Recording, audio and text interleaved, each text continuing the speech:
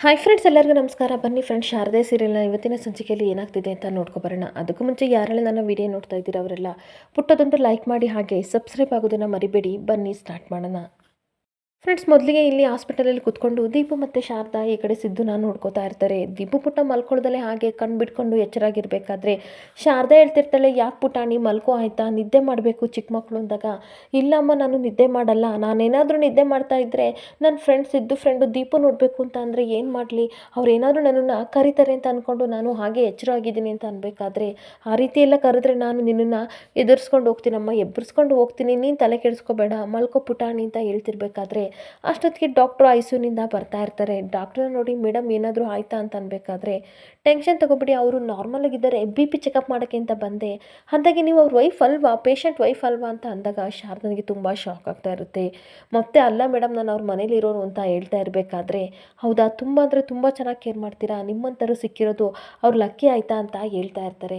ಅಷ್ಟೊತ್ತಿಗೆ ಸರಿ ನಮ್ಮ, ಏನಾದರೂ ಇದ್ದರೆ ನಾವು ಹೇಳ್ತೀವಿ ಆಯಿತಾ, ಇವಾಗ ನೀವು ಸ್ವಲ್ಪ ಹೊತ್ತು ಮಲ್ಕೊಳ್ಳಿ ಅಂತ ಡಾಕ್ಟರ್ ಹೊರಟೋಗ್ತಾ ಇರ್ತಾರೆ. ಅಷ್ಟೊತ್ತಿಗೆ ಲಾಯರ್ ಅನುಷಾ ಓಡೋಡಿ ಬರ್ತಿರ್ಬೇಕಾದ್ರೆ, ಏನು ಮೇಡಮ್ ನೀವು ಇಷ್ಟೊತ್ತಿನಲ್ಲಿ ಬಂದಿದ್ದೀರಾ ಅಂತ ಶಾರದಾ ಕೇಳ್ತಾ ಇರ್ತಾಳೆ. ಒಂದು ಇಂಪಾರ್ಟೆಂಟ್ ವಿಷಯ ಇದೆ ಶಾರದಾ ಅವರೇ, ಅದಕ್ಕೋಸ್ಕರ ಫೋನಲ್ಲಿ ಹೇಳೋದು ಬೇಡ ಅಂದ್ಬಿಟ್ಟು ನಾನು ಬಂದಿದ್ದೀನಿ, ಈ ವಿಡಿಯೋ ನೋಡಿ ಅಂತ ಅಂದಾಗ ಅವಳು ವಿಡಿಯೋ ನೋಡ್ತಾ ಇರ್ತಾಳೆ. ಏನು ಮೇಡಮ್ ಈ ರೀತಿ ಇದೆ ಅಂತ ಅಂದಾಗ, ನಿಮಗೆ ಅರ್ಥ ಆಗ್ತಾ ಇಲ್ವಾ, ನನಗನ್ಸುತ್ತೆ ಸಿದ್ದು ಬೇಕು ಅಂತ ಆಕ್ಸಿಡೆಂಟ್ ಆಗಿಲ್ಲ, ಯಾರೋ ಬೇಕು ಅಂತ ಮಾಡಿಸಿದ್ದಾರೆ ಅಂತ ಅಂದಾಗ ಶಾರದನಿಗೆ ತುಂಬ ಶಾಕ್ ಆಗ್ತಾ ಇರುತ್ತೆ. ನೋಡಿ ಬೇಕಾದರೆ ಈ ರೌಡಿಗಳು ಸಿದ್ದನ್ನ ಅಟ್ಯಾಕ್ ಮಾಡ್ಕೊಂಡು ಬರ್ತಾ ಇದ್ದಾರೆ, ಹಿಂದೆನೇ ಫಾಲೋ ಮಾಡ್ಕೊಂಡು ಬರ್ತಾ ಇದ್ದಾರೆ, ನನ್ನ ಹತ್ರ ಕೆಲವೊಂದು ವಿಡಿಯೋ ಸಿಕ್ತು, ಅದಕ್ಕೋಸ್ಕರ ತೋರಿಸೋಣ ಅಂತ ಬಂದೆ ಅಂದ್ಬಿಟ್ಟು ಹೇಳ್ತಿರ್ಬೇಕಾದ್ರೆ, ಇಲ್ಲ ಸಿದ್ದು ಸರ್ಗೆ ಯಾವ ರೌಡಿಗಳು ಸಹ ಇಲ್ಲ, ಅವ್ರಿಗೆ ನನಗೆ ಗೊತ್ತಿರೋ ಪ್ರಕಾರ ಯಾರು ಸಹ ಅವ್ರನ್ನ ದ್ವೇಷನೂ ಮಾಡಲ್ಲ, ಅವರು ಮಾಡಲ್ಲ ಅಂತ ಅನ್ಬೇಕಾದ್ರೆ, ನೋಡಿ ಈ ವಿಡಿಯೋ ನೋಡಿ, ಇಲ್ಲಿ ನರಸಿಂಹ ಮಾತಾಡ್ತಾ ಇದ್ದಾನಲ್ಲ ಆ ರೌಡಿಗಳು, ಹಾಗೆ ಸಿದ್ದು ಹಿಂದೆ ಓಡ್ ಬರ್ತಾ ಇದ್ದಾರಲ್ಲ ಆ ರೌಡಿಗಳು ಒಂದೇ, ಅರ್ಥ ಮಾಡ್ಕೊಳ್ಳಿ, ನರಸಿಂಹನ ರೌಡಿಗಳನ್ನ ಬಿಟ್ಟಿದ್ದಾನೆ ಅಂತ ಅಂದಾಗ ಈ ಕಡೆ ಶಾರದನಿಗೆ ತುಂಬ ಶಾಕ್ ಆಗ್ತಾ ಇರುತ್ತೆ. ಹಾಗೆ ಮತ್ತೆ ಶಾರದಾ ಕೇಳ್ತಾ ಇರ್ತಾಳೆ, ಹಾಗಾದರೆ ಈ ಕೆಲಸ ಮಾಡಿರೋದು ನರಸಿಂಹ ಅಂತ ಅಂದಾಗ 100% ಅವನೇ ಅಂತ ಲಾಯರ್ ಹೇಳ್ತಾ ಇರ್ತಾರೆ.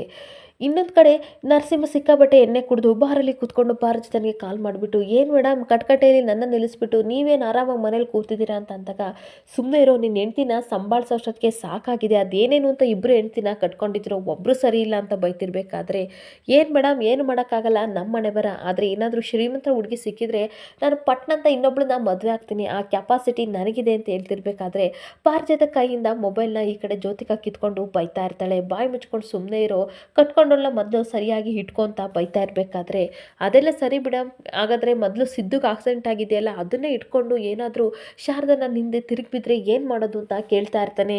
ಆಗ ಜ್ಯೋತಿಕಾ ಹೇಳ್ತಿರ್ತಾಳೆ, ಏನು ಹೇಳ್ತಾ ಇದೆಯಾ, ಸಿದ್ದುಗೂ ಶಾರದಗೂ ಯಾವುದೇ ರೀತಿ ಸಂಬಂಧ ಇಲ್ಲ ಆಯಿತಾ, ಹಂಗಂತ ನೀನು ಅವಳನ್ನ ಇಟ್ಕೊಂಡಿದ್ದೇನೆ ಅಂತ ಹೇಳೋಕ್ಕಾಗಲ್ಲ, ಶಾರದಾ ಖಂಡಿತ ಅವಳು ಆ ರೀತಿ ಮಾಡೋಳಲ್ಲ, ಸಿದ್ದುಗೂ ಅವಳಿಗೆ ಸಂಬಂಧ ಇಲ್ಲ ಅಂದಮೇಲೆ ಕೋರ್ಟಿಗೆ ಹೇಳ್ತಾಳೆ ಅಂದಾಗ, ಅಯ್ಯೋ ಗೋಲ್ಡಿ ಆಗಲ್ಲ, ಕೋರ್ಟಲ್ಲಿ ಇವರಿಬ್ಬರಿಗೂ ಸಂಬಂಧ ಇದೆ ಅಂತ ನರಸಿಂಹ ಹೇಳಿದ್ದಾನೆ ಅಂತ ಅಂದಾಗ, ಏನು ಗ್ರಾನಿ ಈ ಥರ ಹೇಳ್ತಾ ಇದ್ದೀರಾ, ಹಂಗಂದ್ರೆ ಅವರಿಬ್ಬರೇನು ಗಂಡ ಹೆಂಡ್ತಿನ ಅಂದಾಗ, ಅಯ್ಯೋ ಅದೆಲ್ಲ ಸುತ್ತಾಡ್ತಾ ಇದ್ದಾಳೆ ಅಂತ ಕೋರ್ಟಲ್ಲಿ ಇವನು ಲಾಯರ್ ಹತ್ರ ಹೇಳಿದ್ದಾನೆ ಅಂತ ಅನ್ಬೇಕಾದ್ರೆ ಈ ಕಡೆ ಸ್ವಲ್ಪ ಟೆನ್ಷನ್ ಮಾಡಿಕೊಂಡು ಜ್ಯೋತಿಕಾ ಯೋಚನೆ ಮಾಡ್ತಿರ್ತಾಳೆ. ರೀ ಹೇಳ್ರಿ ಬೇಗ, ಯಾಕ್ರಿ ಹಂಗೆ ಸೈಲೆಂಟ್ ಆಗಿಬಿಟ್ರಿ, ನನಗೂ ಕೋರ್ಟಿಗೆ ಹಲ್ದು ಸಾಕಾಗಿದೆ, ವಿಪರೀತ ಖರ್ಚು ಬೇರೆ ಅಂತ ನರಸಿಂಹ ಕೂಗಾಡ್ತಾ ಇರ್ತಾನೆ. ನರಸಿಂಹ ಮತ್ತೆ ಹೇಳ್ತಾ ಇರ್ತಾನೆ, ಬೇಗ ಹೇಳ್ರಿ, ನನಗೂ ಬೇಗ ಹೇಳಿದ್ರೆ ಬೇರೆ ಕೆಲಸ ಎಲ್ಲ ಮಾಡ್ಕೋಬೋದು, ಹಾಗೆ ಕೋರ್ಟ್ ಮುಗಿದ್ರೆ ಸಾಕು, ಏನಾದರೂ ಹೇಳಿ ಅಂದಾಗ ಪಾರಿಜಾತ ಬೈತಾ ಇರ್ತಾಳೆ. ಎಲ್ಲನೂ ನಾವೇ ಹೇಳ್ಕೊಡ್ಬೇಕಾ, ನಿನ್ನನ್ನು ಅಸಿಸ್ಟ್ ಮಾಡೋಕ್ಕೆ ಆ ಲಾಯರ್ ಇದೇನಲ್ವಾ, ಅವನ ಹತ್ರ ಕೇಳ್ಕೊಳ್ಳಿ ಅಂತ ಹೇಳ್ತಾ ಇರ್ತಾಳೆ. ಹಾಗೆ ಜ್ಯೋತಿಕಾ ಹೇಳ್ತಾ ಇರ್ತಾಳೆ, ನನ್ನ ಹತ್ರ ಒಂದು ಬಲವಾದ ಸಾಕ್ಷಿ ಇದೆ ನರಸಿಂಹ ಅಂತ ಅಂದಾಗ, ಅದೇನು ಹೇಳಿ ಬೇಗ ಮೇಡಮ್ ಅಂತ ಅನ್ಬೇಕಾದ್ರೆ ವೆಯ್ಟ್ ಆ್ಯಂಡ್ ವಾಚ್ ಅಂತ ಫೋನ್ ಕಟ್ ಮಾಡಿ ಇಡ್ತಾಳೆ. ಇನ್ನೊಂದು ಕಡೆ ಶಾರದಾ ಹಾಗೆ ಸ್ವಲ್ಪ ನಿದ್ದೆ ಮಾಡ್ತಿರ್ಬೇಕಾದ್ರೆ ಸಡನ್ನಾಗಿ ಎದ್ಬಿಡ್ತಾಳೆ. ಎದ್ದ ತಕ್ಷಣ ದೀಪು ಅಂತ ನೋಡಿದರೆ ಅಲ್ಲಿ ದೀಪು ಇರೋದೇ ಇಲ್ಲ. ಹಾಗೂ ತುಂಬ ಟೆನ್ಷನ್ ಮಾಡಿಕೊಂಡು ಹಾಸ್ಪಿಟ್ಲೆಲ್ಲ ಹುಡುಕ್ತಾ ಇರಬೇಕಾದ್ರೆ ದೀಪು ಗಣೇಶನ ಹತ್ರ ಬಂದು ಭಕ್ತಿಯಿಂದ ಬೇಡ್ತಾ ಇರ್ತಾಳೆ.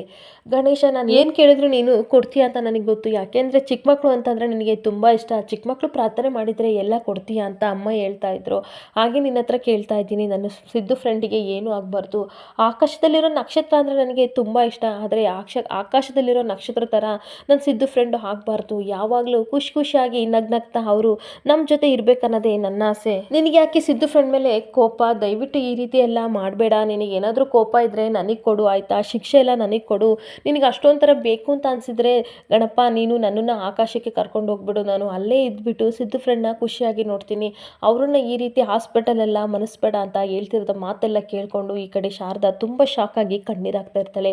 ಆಗ ಸ್ಲಿಪ್ಪರ್ನ ಬಿಟ್ಬಿಟ್ಟು ಓಡ್ ಬಂದ್ಬಿಟ್ಟು ದೀಪು ನೀನು ಈ ರೀತಿ ಎಲ್ಲ ಮಾತಾಡಬಾರ್ದು ಅಂತ ಅಂದಾಗ, ಅಮ್ಮ ನೀನೇ ಯಾವಾಗಲೂ ಹೇಳ್ತಾ ಇರ್ತಿಲ್ಲ ನಮಗೆ ಯಾರು ಸಹಾಯ ಮಾಡ್ತಾರೆ ಅವರಿಗೆ ನಾವು ಸಹ ಒಳ್ಳೇದು ಮಾಡಬೇಕು ಅಂತ ಹೇಳ್ತಾ ಇರ್ತಿಲ್ಲಮ್ಮ, ಸಿದ್ದು ಫ್ರೆಂಡಿಗೋಸ್ಕರ ನಾನು ನನ್ನ ಪ್ರಾಣ ಬೇಕಾದರೂ ಕೊಟ್ಬಿಡ್ತೀನಿ ಅಮ್ಮ ಅಂತ ಹೇಳಿದಾಗ ಶಾರದಾ ತುಂಬ ಕಣ್ಣೀರು ಹಾಕೊಂಡು ತನ್ನ ಮಗಳನ್ನ ಹಗ್ ಮಾಡಿಕೊಂಡು ಸಮಾಧಾನ ಮಾಡ್ತಾ ಇರ್ತಾಳೆ.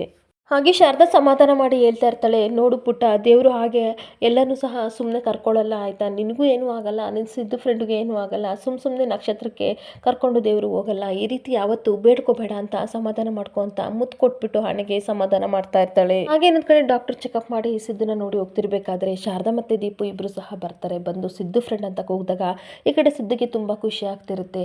ಹೀಗೇಗಿದೆ ಸಿದ್ದು ಫ್ರೆಂಡ್ ಅಂದಾಗ, ಪರವಾಗಿಲ್ಲ ಆರಾಮಾಗಿದ್ದೀನಿ ಅಂದಾಗ, ಯಾವಾಗಲೂ ನೀವು ಖುಷಿಯಾಗಿ ಹೀಗೆ ಇರಬೇಕು ಅಂದಾಗ, ನೀನಿದೆಯಲ್ಲ ನನ್ನ ಜೊತೆ ನಾನು ಖುಷಿಯಾಗಿರ್ತೀನಿ ಅಂತ ಹೇಳ್ತಾ ಇರ್ತಾಳೆ. ಅಷ್ಟೊತ್ತಿಗೆ ಶಾರದವ್ರೆ ನಿಮಗೆ ನಿನ್ನೆಲ್ಲೇ ಕೇಳಿದೆ ಹೇಳಲೇ ಇಲ್ಲ, ಕೋರ್ಟ್ ಏನಾಯಿತು ಅಂದಾಗ, ಸರ್ ನೀವು ಆರಾಮಾಗಿರಿ ನನ್ನಿಂದೆ ಅಲ್ವಾ ಆಗಿದ್ದು ಅಂದಾಗ, ನಾನು ಇವಾಗ ಚೇತರಿಸ್ಕೊತಿದ್ದೀನಿ, ಆಗಬೇಕು ಅಂತ ಇತ್ತು ಆಯಿತು ಅದನ್ನು ಬಿಟ್ಟಾಕಿ ಸರಿಯಾಗಿ ಹೇಳಿ ಕೋರ್ಟ್ ಏನಂತ ತೀರ್ಪು ಕೊಡ್ತು ಅಂದಾಗ ಮುಂದಕ್ಕೆ ಅಂತ ಹೇಳ್ತಾ ಇರ್ತಾಳೆ. ಹೌದಾ, ಯಾವಾಗಲೂ ಬರೀ ಇದೇ ಆಯ್ತಲ್ಲ, ಇದಕ್ಕೊಂದು ಅಂತಿಮ ತೀರ್ಪು ಅಂತ ಕೊಡಬೇಕಲ್ವಾ ಅಂತ ಹೇಳ್ತಾ ಇರ್ತಾನೆ. ಹಾಗೆ ಶಾರದಾ ಹೇಳ್ತಾ ಇರ್ತಾಳೆ, ನೀವೇ ಇವಾಗ ಹೇಳಿದ್ರಲ್ಲ ಸರ್ ಏನಾಗಬೇಕು ಅಂತ ಇರುತ್ತೆ ಅದು ಆಗುತ್ತೆ ಅಂತ, ಅದೇ ರೀತಿ ಸರ್ ಏನಾಗಬೇಕು ಅದು ಆಗ್ತಾ ಇದೆ ಬಿಡಿ ಅಂತಂದಾಗ, ಏನು ಹೇಳ್ತಾ ಇದ್ದೆ ಶಾರದಾ ಅವ್ರೆ ಅಂತ ಹೇಳ್ತಾ ಇರ್ತಾನೆ. ಅಷ್ಟೊತ್ತಿಗೆ ಅನಸೂಯ ಬಂದು ಹೇಗಿದ್ದೀರಾ ಸಿದ್ದು ಅಂತ ಕೇಳ್ತಿರ್ಬೇಕಾದ್ರೆ, ಅವರ್ ಯು ಅಂತ ಅಂದಾಗ, ಐ ಆಮ್ ಫೈನ್ ಮೇಡಮ್, ನಾನು ನಿಮಗೆ ಕಾಲ್ ಮಾಡಬೇಕು ಅಂತ ಅಂದ್ಕೊಂಡಿದ್ದೆ ಅನುಷಾ, ಏನು ಗೊತ್ತಾ ಸಡನ್ನಾಗಿ ನೀವೇ ಬಂದ್ರಿ, ಇವಾಗ ನಾವು ಒಂದು ಕೆಲಸ ಮಾಡೋಣ, ಅನಸೂಯನ ಹುಡುಕೋಕ್ಕಿಂತ ಮುಂಚೆ ನಾವು ಶೋಭಾನ ಟ್ರೇಸ್ ಮಾಡೋಣ ಅಂತ ಅನ್ಬೇಕಾದ್ರೆ ವಾಟ್ ಯು ಸೇ ಅಂತ ಕೇಳ್ತಾ ಇರ್ತಾಳೆ. ಹೌದು, ಅಲ್ಲ ನೀವು ಅನಸೂಯವ್ರನ್ನ ಹುಡ್ಕೊಂಡು ಹೋಗಿದ್ರಲ್ವಾ ಅಂತ ಮತ್ತೆ ಲಾಯರ್ ಕೇಳ್ತಿರ್ಬೇಕಾದ್ರೆ, ಹುಡ್ಕೊಂಡು ಹೋದೆ ಆದರೆ ಏನೂ ಪ್ರಯೋಜನ ಆಗಲಿಲ್ಲ, ಇವಾಗ ಶೋಭಾನ ಟ್ರೇಸ್ ಮಾಡಿದರೆ ಏನಾದರೂ ಐಡಿಯಾ ಬರುತ್ತೆ ಅಲ್ವಾ, ಏನಾದರೂ ನಮಗೆ ಇನ್ಫಾರ್ಮೇಷನ್ ಸಿಗುತ್ತೆ ಅಂತ ಹೇಳ್ತಾ ಇರ್ತಾನೆ. ಆಗ ಮತ್ತೆ ಸಿದ್ದು ಹೇಳ್ತಾ ಇರ್ತಾನೆ, ನನಗೆ ಕಾಲ್ ಮಾಡಿದ್ರಲ್ಲ ಶೋಭಾ ಅವರು, ಆ ನಂಬರಿಂದ ಟ್ರೇಸ್ ಮಾಡಿ ಅವ್ರನ್ನ ಹುಡುಕ್ಬೋದಲ್ವ ಅಂದಾಗ, ಆಬ್ಸಲ್ಯೂಟ್ಲಿ ಹುಡುಕ್ಬೋದು, ನೀವೇನಾದರೂ ಅವತ್ತೇ ಈ ವಿಷಯ ಹೇಳಿದರೆ ನಾನು ಇಷ್ಟೊತ್ತಿಗೆ ಹುಡುಕ್ತಾ ಇದ್ದೆ, it's okay where is your phone ಅಂತ ಅಂದಾಗ, ತ್ರಿವೇಣಿ ಅವರೇ ಸ್ವಲ್ಪ ಫೋನ್ ಕೊಡಿ ಅಂತ ಸಿಸ್ಟರ್ಗೆ ಹೇಳ್ತಾ ಇರ್ತಾನೆ. ಆಗ ಫೋನ್ ಕೊಟ್ಟ ತಕ್ಷಣ ಅವ್ರ ನಂಬರ್ನ ಈ ಕಡೆ ಲಾಯರ್ಗೆ ಕೊಡ್ತಾ ಇರ್ತಾನೆ. ಹಾಗೆ ನಂಬರ್ ತಗೊಂಡು ಲಾಯರ್ ಅನುಷಾ ಹೇಳ್ತಾ ಇರ್ತಾರೆ, ನಿಮಗೆ ಗೊತ್ತಿರೋ ಕಾಂಟ್ಯಾಕ್ಟ್ನ ನೀವು ಮಾಡಿ, ನನಗೆ ಗೊತ್ತಿರೋ ಕಾಂಟ್ಯಾಕ್ಟನ್ನು ನಾನು ಮಾಡಿ, ಇಬ್ಬರು ಒಟ್ಟಾರೆ ಇದಕ್ಕೊಂದು ಇತ್ಯರ್ಥ ಆಡೋಣ ಅಂತ ಅಂದಾಗ ಸರಿ ಅಂತ ಹೇಳ್ಬಿಟ್ಟು, ಬನ್ನಿ ಶಾರದವ್ರೆ ಕೋರ್ಟಿಗೆ ಟೈಮ್ ಆಯಿತು ಅಂತ ಕರಿತಾ ಇರ್ತಾಳೆ.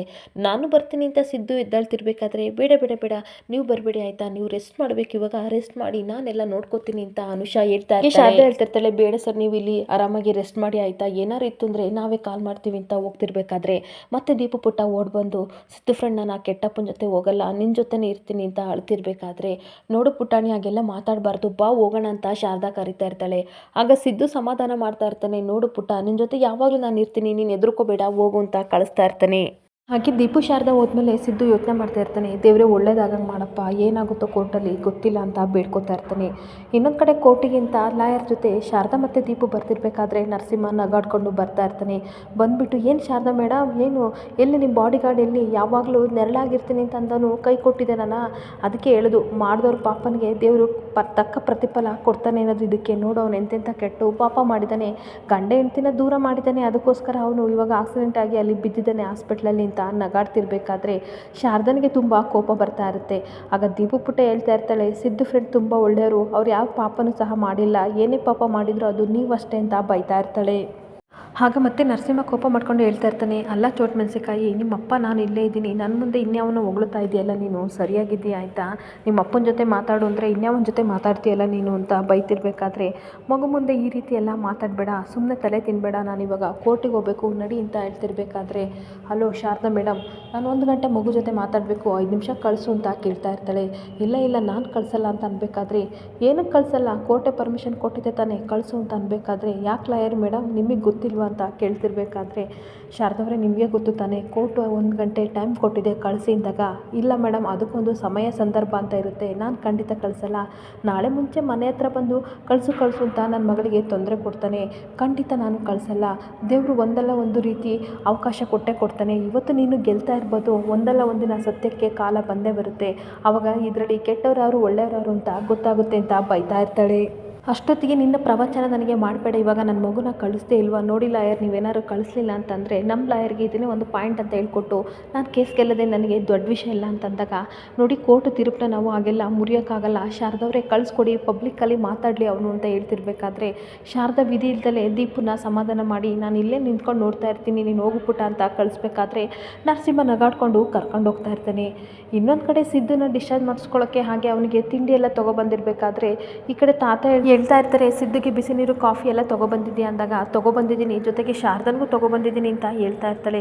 ಯಾವಾಗ ನೋಡಿದ್ರು ಶಾರದಾ ಅಂತ ಅಂತೀಯಲ್ಲ ಸುಮಿತ್ರ, ನೀನು ಮತ್ತೆ ಅಣ್ಣ ದೇವಸ್ಥಾನಕ್ಕೆ ಹೋಗಿ ಅರ್ಚನೆ ಮಾಡಿಸಿ ಶಾರದನಿಗೆ ಡೈವರ್ಸ್ ಆಗಲಿ ಅಂತ ಬೇಡಿ ಕುಂಕುಮ ಇಟ್ಟಿದ್ರಲ್ಲ, ಅದ್ರ ಪ್ರತಿಫಲನ ಇವತ್ತು ಸಿದ್ಧಿಗೆ ಈ ರೀತಿ ಆಗಿದ್ದು ಅಂತ ಅಂದಾಗ ಸುಮಿತ್ರನಿಗೆ ಶಾಕ್ ಆಗ್ತಾ ಇರುತ್ತೆ. ಏನು ಹೇಳ್ತಾ ಇದ್ದೀವಿ ವಿಮಲ, ನಾವು ದೇವಸ್ಥಾನಕ್ಕೆ ಹೋಗಿದ್ದು ಹಾಗೆ ಶಾರದಾ ಅಣ್ಣಗೆ ಕುಂಕುಮ ಇಟ್ಟಿದ್ದು ಸಿದ್ಧಿಗಾಗೋದಕ್ಕೂ ಏನು ಸಂಬಂಧ ಇದೆ ಅಂದಾಗ, ಸಂಬಂಧ ಇರೋದಕ್ಕೆ ಅಲ್ವಾ ನೀನು ಸಿದ್ದು ಜೊತೆ ಶಾರದನ ಕಳಿಸಿದ್ದು ಅಂತ ಬೈತಾ ಇರ್ತಾಳೆ.